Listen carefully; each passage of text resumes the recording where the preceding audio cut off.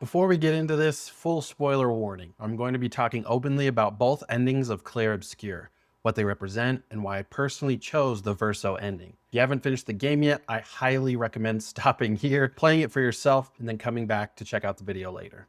This is one of those games where the ending really deserves to land without outside noise. Since finishing Clair Obscur, I've seen a lot of discussion online about which ending is the right one, and I think that framing is understandable, but also kind of missing what the game is actually doing. Clair Obscur doesn't give you a good ending and a bad ending. It gives you two honest endings, and the fact that players are so split on them is not a flaw, it's the point. I chose the Verso ending, but I genuinely believe both endings can be right at the same time. And that's also why this game locked itself into my top 10 of all time almost immediately. I want to ground this a little so we're not just projecting meaning onto the game. Sandfall Interactive has spoken in multiple interviews about how Clair Obscur was designed around emotion, ambiguity, and personal interpretation, not moral instruction. This game consistently avoids alignment systems, moral scorekeeping, clear reward or punishment for your choices.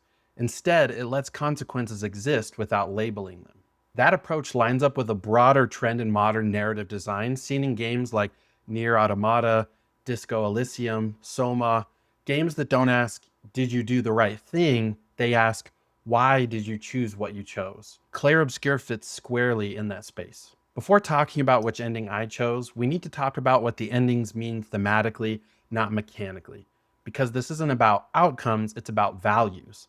At its core, Clair Obscur is a game about grief, memory, cycles of suffering, and the stories we tell ourselves to survive loss. The endings aren't solutions, they're philosophies. The non-verso ending is rooted in preservation. It's about holding the world together even if it's imperfect, even if it's fragile, even if it requires compromise. This ending prioritizes immediate relief over long-term truth, stability over transformation, protecting people from pain, even if that pain is inevitable. And I want to be very clear here.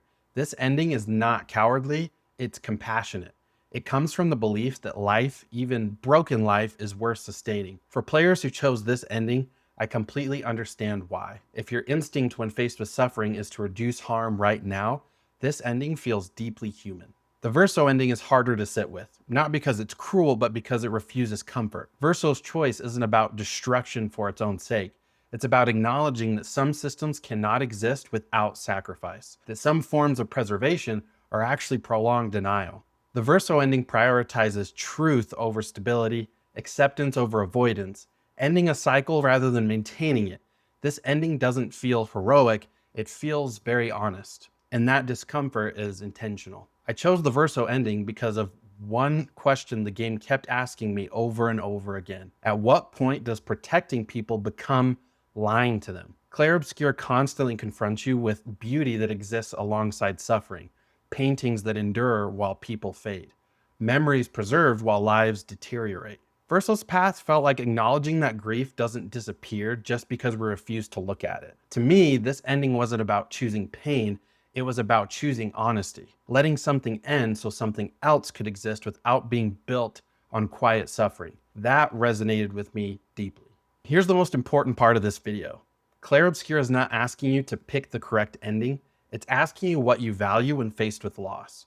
Preservation or release, comfort or truth, mercy or acceptance. Both endings come from empathy. They just aim that empathy in different directions. And the game never tells you that one of those answers is wrong. There is no canon ending. There's no developer-approved choice, only reflection. A lot of games impress me. Very few games trust me. Clair Obscur trusts the player enough to sit with discomfort, live with unresolved feelings, make a choice without validation. It doesn't congratulate you. It doesn't undo the consequences. It lets the ending linger. That takes confidence. That takes respect for the audience. And that's why this game didn't just stick with me, it stayed with me. If you chose the other ending, I don't think you're wrong. I think you just answered the question differently. And honestly, that's what makes this game special. If you want to share why you chose the ending you did, I'd love to read it. Not to argue, but to understand. Because Clair Obscur isn't about winning the debate. It's about what you carry with you after the screen fades to black.